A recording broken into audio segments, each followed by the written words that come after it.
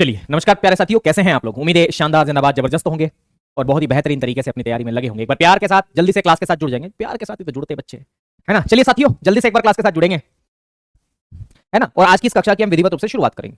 कल मैंने क्या क्या पढ़ा दिया था, एक बार रिवीजन आपका हो जाना चाहिए, ताकि एक मोटा मोटा अंदाज हम लोग कर सकें कि कल हमने क्या क्या पढ़ लिया था। कल हमने मुद्रास्फीति की शुरुआत कर ली थी और आपको पता होगा कि मुद्रास्फीति के कारण, मुद्रास्फीति के प्रकार और मुद्रास्फीति के गति के आधार पर भी प्रकार हमने पढ़ लिए थे। आज हम ये पढ़ेंगे कि मुद्रास्फीति में कौन से व्यक्ति ऐसे होते हैं, किन लोगों के लिए महंगाई अच्छी होती है, किन के लिए बुरी होती है, और मुद्रास्फीति का मापन कैसे किया जाता है, वो सब पहलुओं के बारे में हम चर्चा करेंगे।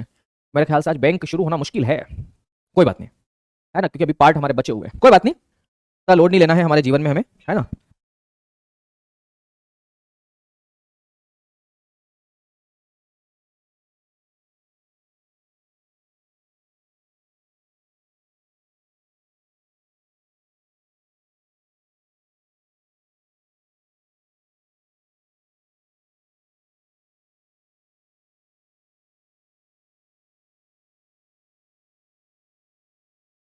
चलिए भाई, तो हम लोग आज हेडिंग डालेंगे मेरे साथियों, और वो ये डालेंगे कि मुद्रास्फीति के प्रभाव क्या क्या है।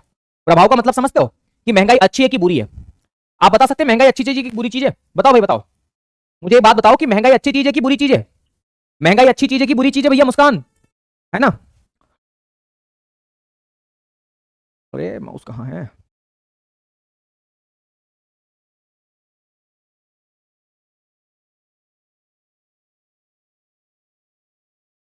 एक मिनट दोस्त, माउस नहीं चल रहा हमारा। गुरुजी माफ करिए, लेकिन आप अखिलेश यादव की तरह दिखते हैं। अरे तो क्या हो गया? चलो, कुछ बता रहे बुरी है, बेड है, बेड है, बेड है, बहुत बढ़िया। कुछ लोगों ने बता दिया कि महंगाई बुरी है, ओके। बाकी कुछ लोग और भी बताओ भैया। हेडिंग डाल रहा हूं, मुद्रास्फीति के प्रभाव।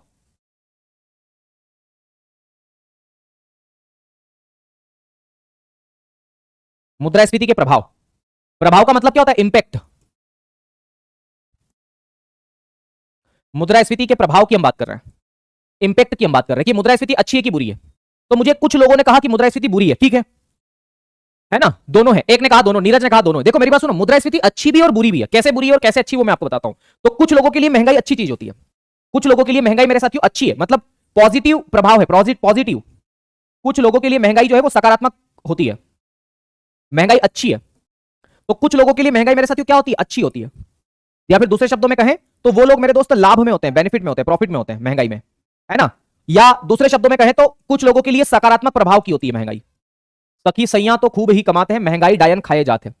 देखते हैं डायन कैसी डायन है, किस तरीके से खाती है। तो कुछ लोगों के लिए महंगाई अच्छी है, यानी कि कुछ लोग लाभ में रहते हैं, कुछ लोग बेनिफिट्स में रहते हैं। अभी बात करेंगे कौन कौन लोग हैं जो लाभ में रहते हैं। लेकिन महंगाई कुछ लोगों के लिए बुरी भी है मेरे साथियों, तो हम लिखेंगे बुरी, यानी कि वो लोग काय में रहते हैं? हानि में रहते हैं, हानि में, नुकसान में। यानी कि उनके ऊपर कैसा प्रभाव पड़ता है? नकारात्मक प्रभाव पड़ता है। कैसा प्रभाव है? नकारात्मक प्रभाव है। कैसा प्रभाव मेरे दोस्त? नकारात्मक प्रभाव है, नकारात्मक। तो आप ये भी कह सकते हैं कि कुछ लोगों के लिए महंगाई जो है वो कैसी होती है? बुरी होती है। या उनके ऊपर महंगाई का कैसा प्रभाव पड़ता है? नकारात्मक प्रभाव पड़ता है, नकारात्मक। कैसा प्रभाव पड़ता है? नकारात्मक। तो आइए जरा अब हम चर्चा करते हैं कि किन लोगों के लिए महंगाई अच्छी होती है। मान लेते हैं टमाटर की कीमतें बढ़ी हुई है, प्याज की कीमतें बढ़ी हुई है, तो किन लोगों के लिए ये बढ़ी हुई कीमतें अच्छी चीज है बताओ। मान लो प्याज अभी मार्केट में 100 रुपए किलो मिल रहा है, समझना, प्याज अभी मार्केट में 100 रुपए किलो है, और अगर मेरा खेत है जिसके ऊपर प्याज की खेती में कर रहा हूं, बताओ, तो मेरी तो बल्ले बल्ले है, प्याज की खेती भी कर रहा हूं, प्याज बहुत ज्यादा हो रहा है। आ रही बात समझ में? हाँ, पारुल मैम की क्लास, अच्छा आपने पूछा, पारुल मैम की क्लास आज नहीं होगी, वो बीमार हो गए हैं, आज उनकी क्लास नहीं होगी, ठीक है। पारुल मैम की क्लास आज नहीं होगी मेरे दोस्त। मैं आपको ये बताना चाह रहा हूं कि महंगाई कुछ लोगों के लिए अच्छी होती है, कुछ लोगों के लिए बुरी होती है। अब अच्छी किन किन लोगों के लिए होती है मैं यहां बताना चाह रहा हूं। तो सबसे पहले तो अच्छी मेरे साथियों उस व्यक्ति के लिए होगी जिसके प्याज के खेत है, जिसके टमाटर के खेत है, और टमाटर के खेत किसान भाई के होते हैं, याद रखना है। तो किसानों के लिए महंगाई अच्छी चीज है, ऐसा इकोनॉमिक्स कहता है। किसानों के लिए महंगाई अच्छी चीज है, क्यों? क्योंकि किसान जो है, किसान को हम फार्मर्स के नाम से जानते हैं, याद रखना। किसान जो है वो उत्पादक होता है, जो चीजों को उत्पादन करता है उसे उत्पादक बोलते हैं। आगे बात समझ में? तो हम इसमें क्या लिख सकते हैं? दूसरा जो महंगाई में और किसको अच्छा लगेगा, महंगाई किसके लिए अच्छी है? तो पहला किसान के लिए, दूसरा उत्पादक के लिए। उत्पादक का मतलब होता है प्रोड्यूसर, जो चीजों का उत्पादन करता है ना। तो प्रोड्यूसर, प्रोड्यूसर आप इसे कह सकते हैं, इसके लिए भी महंगाई अच्छी चीज है। जो बिजनेसमैन होता है ना, व्यापारी, तीसरा लिखेंगे व्यापारी, व्यापारी या इसी को हम बोलते हैं बिजनेसमैन, बिजनेसमैन, इसके लिए भी महंगाई मेरे साथियों कैसी है? अच्छी है। बिजनेसमैन को क्या करना, जितनी महंगी चीज वो खरीदेगा उससे डबल महंगी मार्केट में बेचेगा। तो बिजनेसमैन के लिए भी महंगाई क्या होती है मेरे साथियों? अच्छी होती है, बिजनेसमैन के लिए भी अच्छी होती है। आगे बात समझ में? आगे बात समझ में मेरे साथियों? अगला लिखेंगे महंगाई ऋणी के लिए भी अच्छी होती है। ऋणी मतलब जो कर्ज लेता है, ऋणी, इसको हम बोलते हैं डेबिटर्स। ऋणी जो ऋण लेगा उसके लिए भी महंगाई जो होती है वो अच्छी होती है ना। और जिनकी आय बदलती रहती है उसके लिए भी महंगाई अच्छी है। परिवर्तनशील इनकम वाले लोग, परिवर्तनशील आय वाले लोग, परिवर्तनीय आय वाले लोग ऐसा लिखें। मतलब जिनकी इनकम बार बार चेंज होती रहती है ना, तो परिवर्तनीय आय वाले लोग, इनके लिए भी महंगाई मेरे साथियों अच्छी होती है। अब इसमें भी सबसे ज्यादा इंपॉर्टेंट क्या है पता है? ये ऋणी। ये सवाल कई बार पूछा गया है कि बताओ निम्नलिखित में से महंगाई में कौन लाभ में रहता है। तो मेरे साथियों महंगाई में लाभ में रहता है ऋणी। ये बहुत इंपॉर्टेंट है। अब ऋणी कैसे लाभ में रहता है, क्या कारण है, इसके बारे में हम आगे पढ़ेंगे। प्रोड्यूसर तो सर वो तो निर्देशक है ना। अरे प्रोड्यूसर का मतलब है जो उत्पादन करता है, उसको भी प्रोड्यूसर ही बोलते हैं। ठीक है, किसान और उत्पादक में क्या अंतर है? किसान को कृषक भी बोल देते हैं, प्रोड्यूसर का मतलब उत्पादन करना भी होता है। जरूर थोड़ी किसान तो खेतों में उत्पादन करेगा भाई। अगर मान लो टेबल कुर्सी एसी ये सब महंगे हो गए तो उद्योगों में बनेंगे ना। वो तो उत्पादक का मतलब जो किसी भी क्षेत्र में उत्पादन करे, प्रोडक्शन करे, उसको हम उत्पादक बोलते हैं। ओके, तो ये सारे लोग हैं जिनके लिए महंगाई मेरे साथियों अच्छी होती है। That is the most important part है, बहुत इंपॉर्टेंट पार्ट। अब महंगाई किन किन लोगों के लिए बुरी होती है वो हम देखेंगे। देखो अभी आप जिस दौर से गुजर रहे हो उसको बोलते हैं बेरोजगारी का दौर। और इस दौर में अगर आपके पास पहले ही रोजगार नहीं है और चीजें और महंगी हो जाए, टमाटर और महंगा हो गया, प्याज और महंगे हो गए, बताओ आपके लिए तो बुरी है ना। तो जो बेरोजगार व्यक्ति है उसके लिए भी महंगाई बुरी होती है। क्या लिखेंगे? तो हम इसमें लिखेंगे बुरी किसके लिए है, तो पहले लिखना बेरोजगार व्यक्ति के लिए, अनएम्प्लॉयड पर्सन। तो बेरोजगार व्यक्ति जो होता है उसके लिए महंगाई बुरी होती है।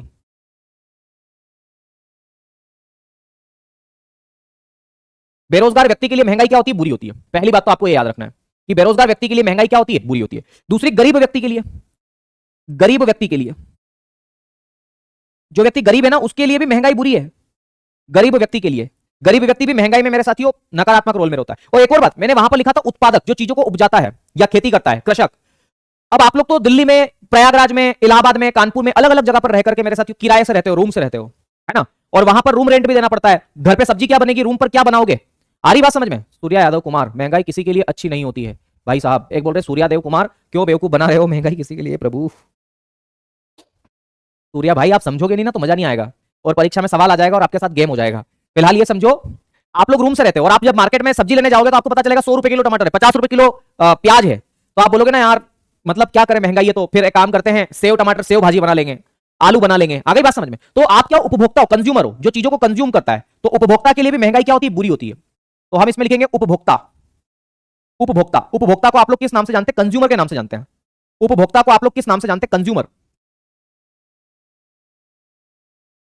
कंज्यूमर के लिए महंगाई क्या होती है? बुरी होती है। बुरी होती है मेरे साथियों कंज्यूमर के लिए।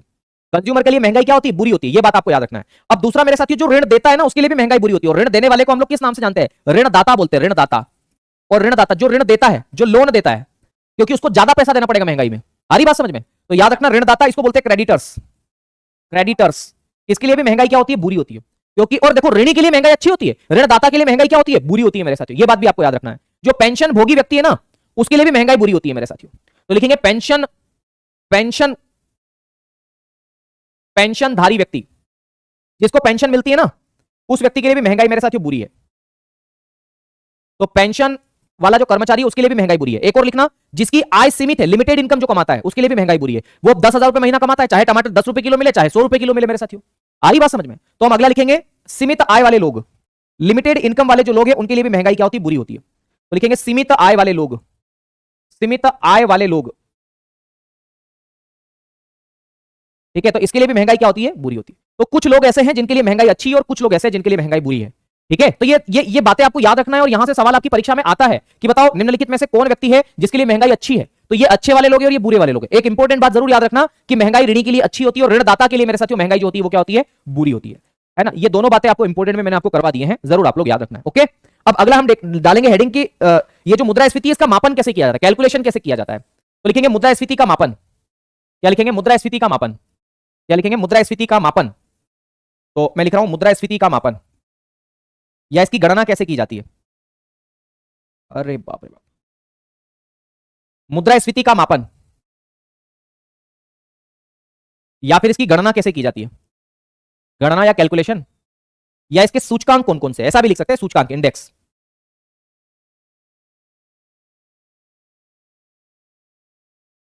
ओके, इसको अंग्रेजी में किस नाम से जानेंगे? इसका मेजरमेंट किसके द्वारा किया जाता है, आप ये भी लिख सकते हैं। ओके, आओ जरा। तो मुद्रास्फीति का मापन या इसकी गणना या इसका सूचकांक या इसका मापन जो है वो किसके द्वारा किया जाता है? तो इसके लिए ना दरअसल हमारे पास में दो सूचकांक है। कितने सूचकांक है? दो सूचकांक। मैं अगर आपको बताऊं तो एक सूचकांक का नाम है मेरे साथियों, एक सूचकांक का नाम कैसा है? तो एक सूचकांक को हम बोलते हैं थोक मूल्य सूचकांक। क्या बोल देते हैं? थोक मूल्य सूचकांक। क्या बोल देते हैं? थोक मूल्य सूचकांक, या इसी को हम शॉर्ट फॉर्म में डब्ल्यूपीआई के नाम से जानते हैं। किसके नाम से जानते हैं? डब्ल्यूपीआई। डब्ल्यूपीआई का मतलब होता है होलसेल प्राइस इंडेक्स, थोक मूल्य सूचकांक, या फिर इसी को हम लोग एक नाम से जानते हैं डब्ल्यूपीआई। डब्ल्यूपीआई। और डब्ल्यूपीआई का फुल फॉर्म आता है भाई पूछने को कि भैया डब्ल्यूपीआई का फुल फॉर्म क्या है?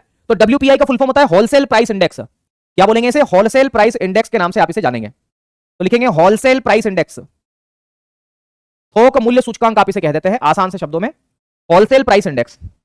होलसेल प्राइस इंडेक्स या डब्ल्यूपीआई के नाम से आप इसे जानते हैं। ओके, एक तो ये सूचकांक है आपका डब्ल्यूपीआई, और जो दूसरा सूचकांक है उसे आप बोलते हैं सीपीआई। सीपीआई का मतलब होता है कंज्यूमर प्राइस इंडेक्स। सीपीआई का फुल फॉर्म क्या होता है? कंज्यूमर प्राइस इंडेक्स के नाम से आप इसे जानते हैं। तो एक तो मैंने डब्ल्यूपीआई बता दिया है, और दूसरा आप लोग याद रखना है सीपीआई है, जिसको बोलते हैं उपभोक्ता मूल्य सूचकांक। उपभोक्ता मूल्य सूचकांक, उपभोक्ता मूल्य सूचकांक के नाम से आप इसे जानते हैं, उपभोक्ता मूल्य सूचकांक। और इसी को हम सीपीआई बोल देते हैं। सीपीआई क्या बोल देते हैं इसे? सीपीआई। और सीपीआई का सिंपल सा मतलब होता है कंज्यूमर प्राइस इंडेक्स। क्या बोल देते हैं सीपीआई को? कंज्यूमर प्राइस इंडेक्स के नाम से आप इसे जानते हैं। तो मैं आसान से शब्दों में आपको यह बताना चाहूंगा कि इसे कंज्यूमर प्राइस इंडेक्स के नाम से जाना जाता है। Consumer price index, consumer price index के नाम से आप इसे जानते हो, सीपीआई या कंज्यूमर प्राइस इंडेक्स। ये दरअसल दो सूचकांक है हमारे पास में महंगाई को मापने के लिए। कोई दिक्कत? ये दो सूचकांक हमारे पास में क्या है? तो ये महंगाई को मापने के लिए मेरे साथियों दो सूचकांक हमारे पास में है। ओके, अब देखो, अगर आपसे ये सवाल पूछा जाए कि ये जो डब्ल्यूपीआई है, होलसेल प्राइस इंडेक्स है मेरे साथियों, ये डब्ल्यूपीआई जो आपका इंडेक्स आपको देखने को मिल रहा है ना, इस डब्ल्यूपीआई सूचकांक को मेरे साथियों याद रखना पहली बार किसने जारी किया था? तो याद रखिएगा मेरे साथियों, इसको पहली बार जारी किसने किया था इसको? तो पहली बार इसको जारी कब किया गया, ऐसा याद रखना। पहली बार इसको जारी कब किया गया? तो मेरे साथियों पहली बार इसको जारी किया गया था 1942 में। तो जनवरी 1942 में मेरे साथियों इसको पहली बार जारी किया गया था। फर्स्ट टाइम इसको इशू किया गया था, या मेरे साथियों इसको जारी किया गया था। दूसरी बात, इसका संकलन किसके द्वारा किया जाता है? इसका प्रकाशन किसके द्वारा किया जाता है? इस डब्ल्यूपीआई का मेरे साथियों पब्लिश, इसको कौन पब्लिश करता है? डब्ल्यूपीआई को। तो याद रखना हर महीने मेरे साथियों इसका प्रकाशन किया जाता है। प्रकाशन का मतलब है पब्लिश करना। तो इसको कौन पब्लिश करता है हर महीने? तो इसको पब्लिश करता है मेरे साथियों उद्योग, याद रखना उद्योग मंत्रालय।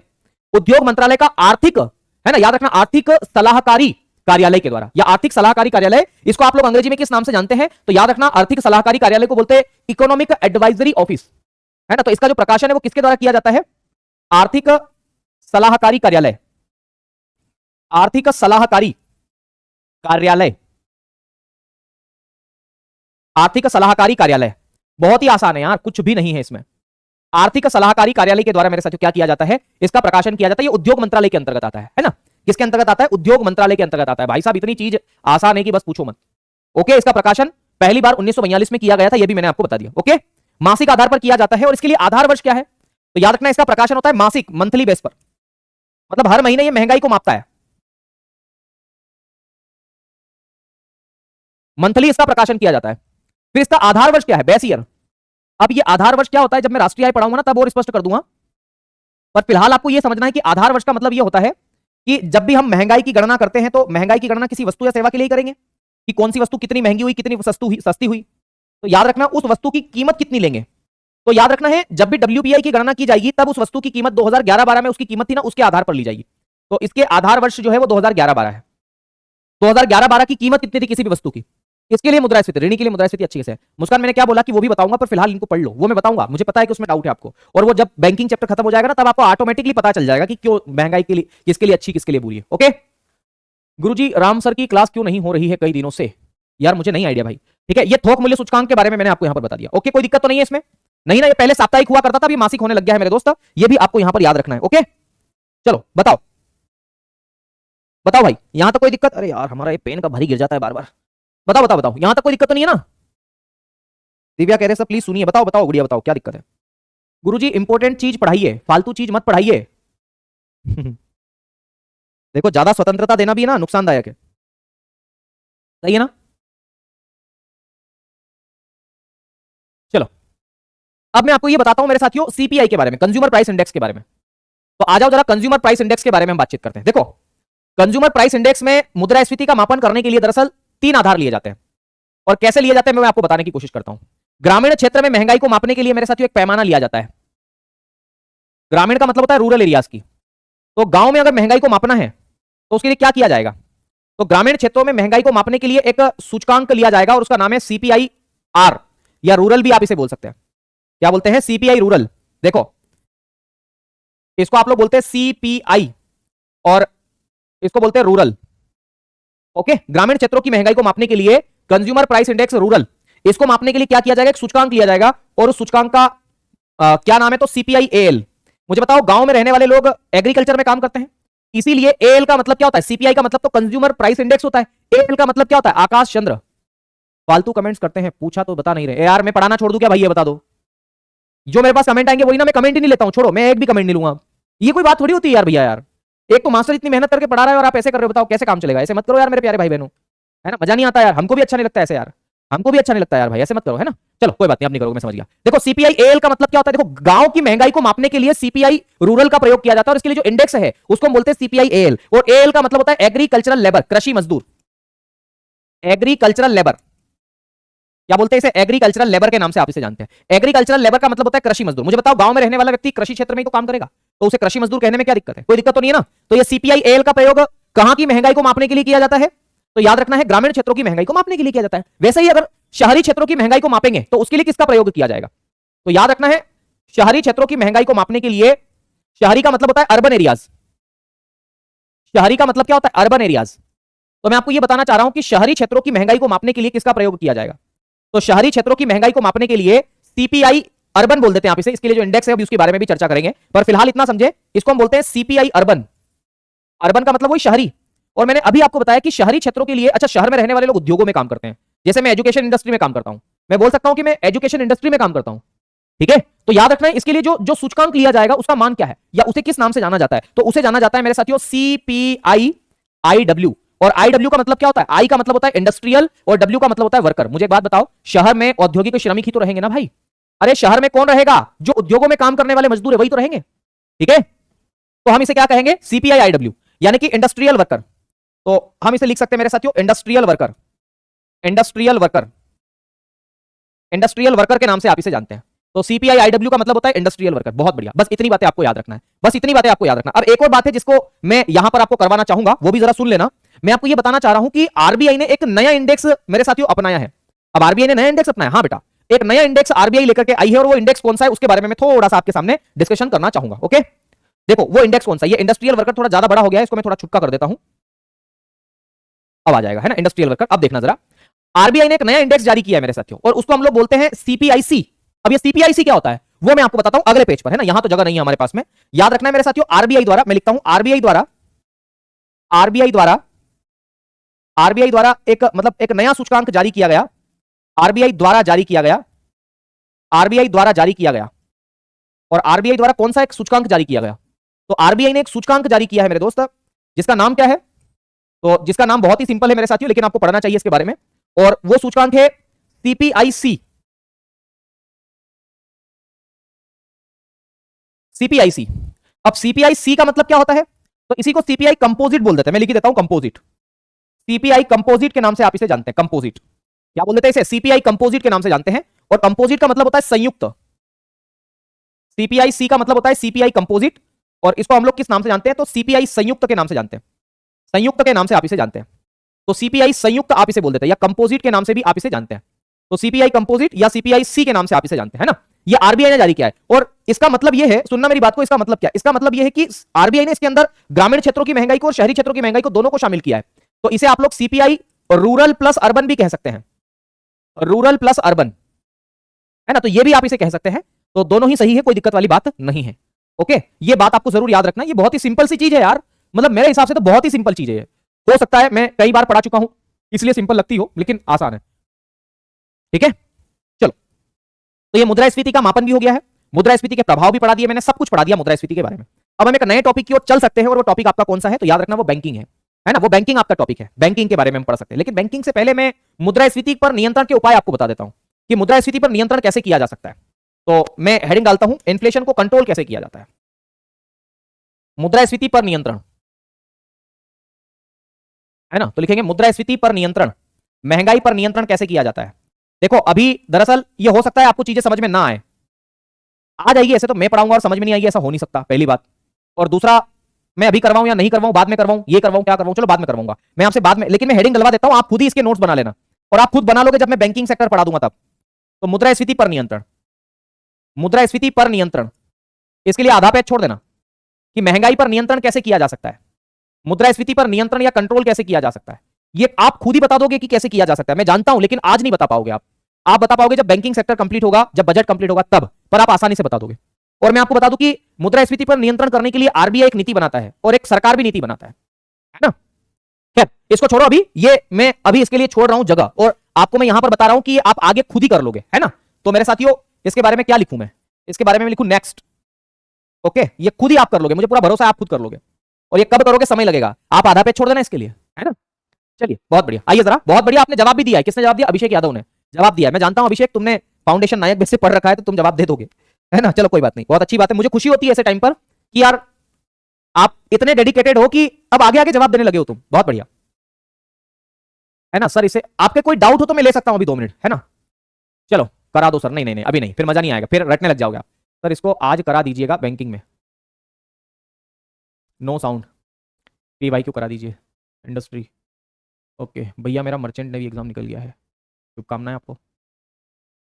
नोटबंदी क्या है, नोटबंदी वो भी देख लेंगे, पर पहले बैंकिंग तो देखें। आओ आओ जरा, मैं अगला हेडिंग डालता हूं, बैंक।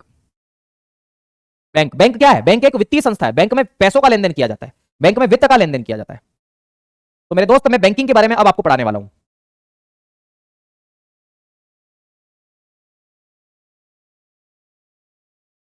बैंक, ओके आओ जरा बैंकों के बारे में हम थोड़ी सी जानकारी लेते हैं, क्या चीज है बैंक। तो पहली बात तो मैं आपको यही बताऊंगा कि बैंक एक वित्तीय संस्था है, फाइनेंशियल इंस्टीट्यूशन है। सही है गलत है, अरे भाई बैंक वित्तीय संस्था है उसमें क्या है, हाँ बोले है वित्तीय संस्था। तो बैंक एक वित्तीय संस्था है, फाइनेंशियल इंस्टीट्यूशन है, जो क्या करती है, जो जनता से पैसा जमा स्वीकार करती है और जनता को ही लोन दे देती है। आ रही बात समझ में, इसको हम बोलते हैं बैंक। कोई दिक्कत नहीं ना। तो देखो मैं लिखता हूं कि बैंक क्या है, तो इसमें लिखता हूं बैंक एक वित्तीय संस्था है, फाइनेंशियल इंस्टीट्यूशन। तो बैंक एक वित्तीय संस्था है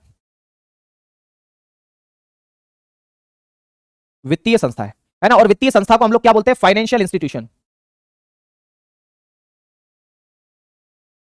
फाइनेंशियल इंस्टीट्यूशन, फाइनेंशियल इंस्टीट्यूशन। तो बैंक क्या है, तो बैंक एक प्रकार की वित्तीय संस्था है। कैसी वित्तीय संस्था, जो क्या करती है, जो पैसों का लेन देन करती है, यही तो मैं बोलूंगा। तो बैंक एक प्रकार की वित्तीय संस्था है, वित्तीय संस्था है जो लोगों से, इसमें दूसरा पॉइंट लिखेंगे, लोगों से या जनता से, जो भी आप लिखें, लोगों से जमा स्वीकार करती है, एक्सेप्ट डिपॉजिट, लोगों से जमा स्वीकार करती है, जमा स्वीकार करती है, लोगों से क्या करती है, जमा स्वीकार करती है। भाई अगर आपके पास में पैसा है तो आप बैंक में जमा कर सकते हो कि नहीं कर सकते, बोले हाँ सर कर सकते। बैंक मना तो नहीं करेगी, आप बैंक में जाओगे कि नहीं नहीं हम जमा नहीं करते, नहीं करेगी मना। तो याद रखना, जो लोगों से जमा स्वीकार करती है, लोगों से जमा स्वीकार करती है, इसका मतलब इसको बोलते हैं एक्सेप्ट डिपॉजिट। लोगों से जमा स्वीकार करती है यानी कि एक्सेप्ट डिपॉजिट, है ना। ये डिपॉजिट को क्या करती है, एक्सेप्ट करती है। तो जमा स्वीकार करती है, एक्सेप्ट डिपॉजिट, जमा स्वीकार करती तथा ऋण देती है। किसको, लोगों को ही ऋण देगी, तथा ऋण देती है, तथा ऋण देती है,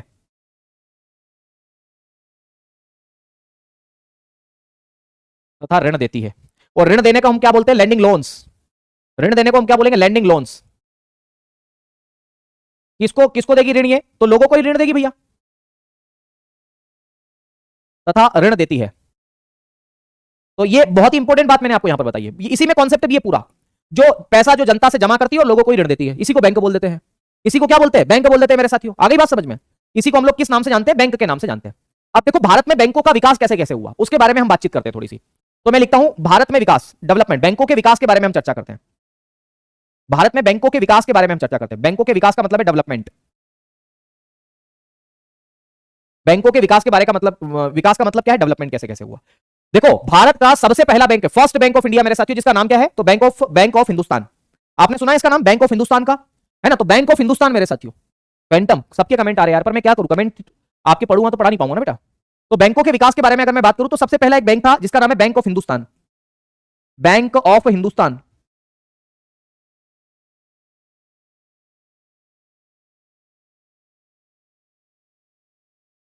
बैंक ऑफ हिंदुस्तान, है ना। और बैंक ऑफ हिंदुस्तान के बारे में क्या बात है पता है आपको, ये भारत का पहला बैंक है, first bank of India.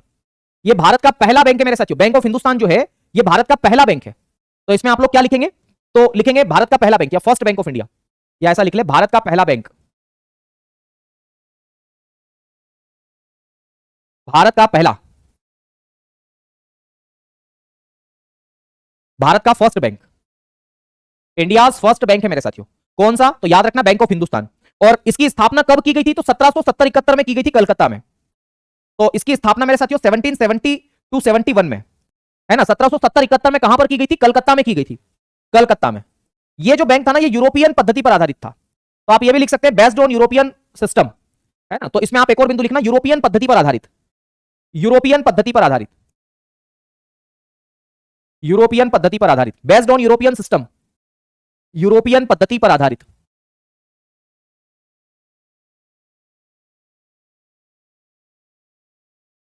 European पद्धति पर आधारित था, यूरोपियन पद्धति पर आधारित था, बेस्ड ऑन यूरोपियन सिस्टम। अच्छा, इसकी स्थापना किसने की थी, अलेक्जेंडर एंड कंपनी के द्वारा की थी, है ना। तो फिर पूछा जा सकता है कि इसकी स्थापना किसके द्वारा की गई, तो अलेक्जेंडर एंड कंपनी, उसके द्वारा मेरे साथियों उसको स्टैब्लिश किया गया, या इसको स्थापित किसने किया, तो इसको स्थापित किया मेरे साथियों अलेक्जेंडर एंड कंपनी के द्वारा, है ना। ये सवाल ऐसे आते हैं आपकी परीक्षा में, तो लिखेंगे अलेक्जेंडर एंड कंपनी,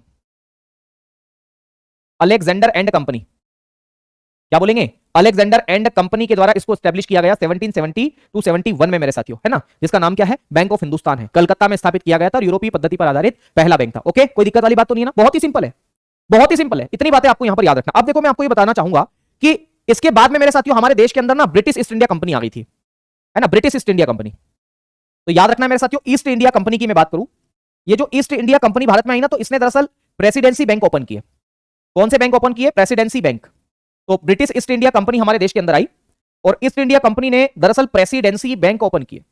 कौन से बैंक ओपन किए, प्रेसिडेंसी बैंक। ये ईस्ट इंडिया कंपनी सन 1600 में भारत आ गई थी, आपने पता ही है, आपको पता ही है मेरे साथियों, है ना। तो सन 1600 में ये भारत आ गई और इसने दरअसल 3 प्रेसिडेंसी बैंकों की स्थापना की। किसकी स्थापना की, 3 प्रेसिडेंसी बैंकों की स्थापना की, 3 प्रेसिडेंसी बैंक की क्या की, इसने स्थापना की। अब आपके मन में यह सवाल आएगा, ये 3 प्रेसिडेंसी बैंकों की स्थापना इसने कहां कहां की। मैं भी आपको यही बताना चाह रहा हूं कि इसने 3 प्रेसिडेंसी बैंकों की स्थापना कहां कहां की। देखो, इसने 3 प्रेसिडेंसी बैंकों की स्थापना कहां कहां की। इसको समझने के लिए हमें एक प्यारा सा मैप लेना पड़ेगा मेरे साथियों, है ना। एक मैप मैं आप लोगों के लिए यहां पर ड्रॉ करने की कोशिश करता हूं, देखना जरा, है ना। और यहां पर आपको चीजें समझ में आ जाएगी थोड़ी सी। ये देखना, यहां पर आपका पड़ता है कलकत्ता, इधर पड़ता है कलकत्ता, है ना। तो मेरे साथियों ये कलकत्ता है, मैं 1 नंबर यहां पर डाल देता हूं, 1 नंबर, ये 1 नंबर है, 2 नंबर यहां पर है बॉम्बे और 3 नंबर यहां पर है मद्रास। ओके, ये 3 बैंक, 3 प्रेसिडेंसी बैंकों की स्थापना इसके द्वारा यहां पर की गई।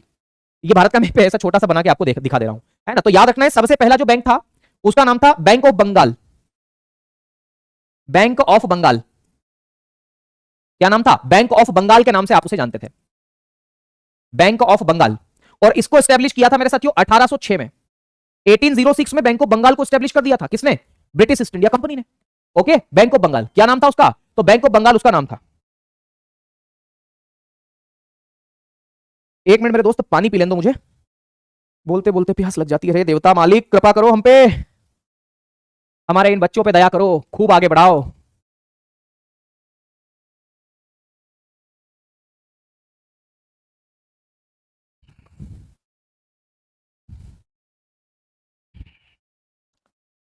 बढ़े आगे बढ़े।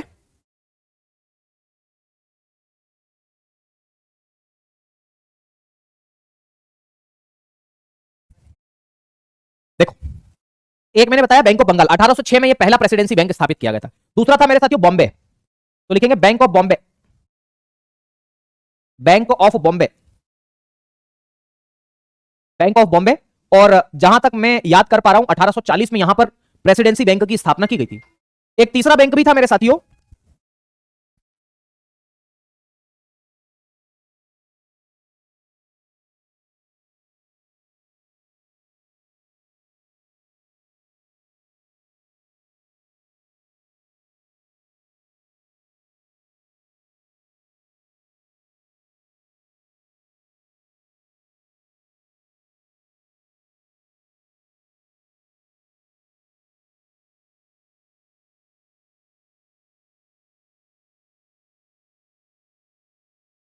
देखो भैया, अगला था बैंक ऑफ मद्रास। और मैं आपको बता दूं कि मद्रास प्रेसिडेंसी बैंक या बैंक ऑफ मद्रास की स्थापना 1843 में की गई थी।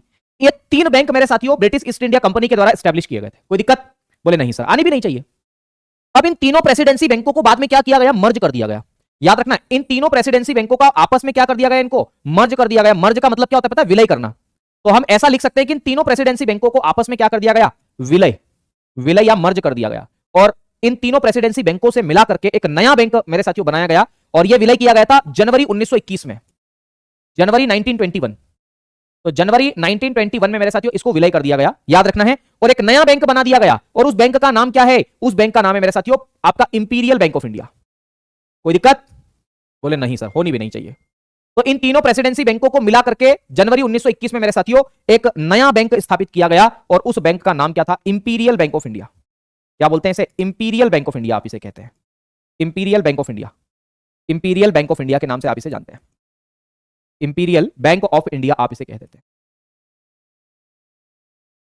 कोई दिक्कत नहीं ना?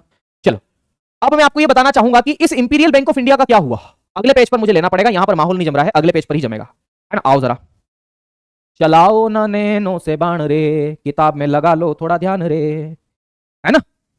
किताब में लगा लो थोड़ा ध्यान रे। चलो भाई, चलो चलो, कोई बात नहीं। मर्ज का मतलब बीमारी होती है। अरे भाई गजब। चलो आओ जरा, मैं बात करता हूं, है ना? अब इंपीरियल बैंक ऑफ इंडिया के बारे में मैं बातचीत करता हूं कि इसका क्या हुआ। तो मैंने लिखा imperial bank of India, imperial bank of India.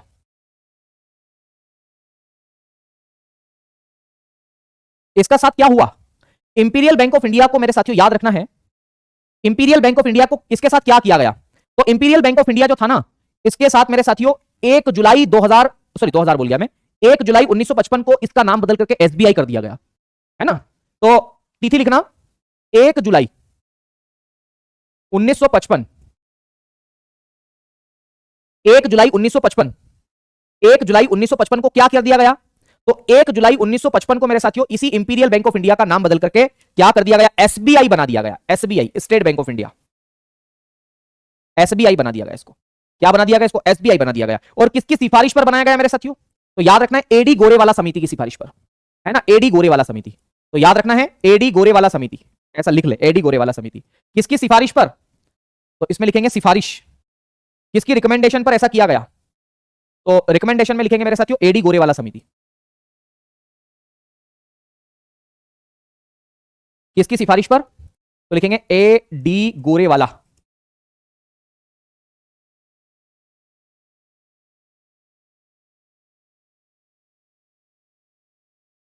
समिति की सिफारिश पर। ओके, एडी गोरेवाला समिति की सिफारिश पर एसबीआई कर दिया गया। अब इसके आगे की कहानी कल, अब हम क्या पढ़ेंगे? तो कल पढ़ेंगे बाकी चीजें।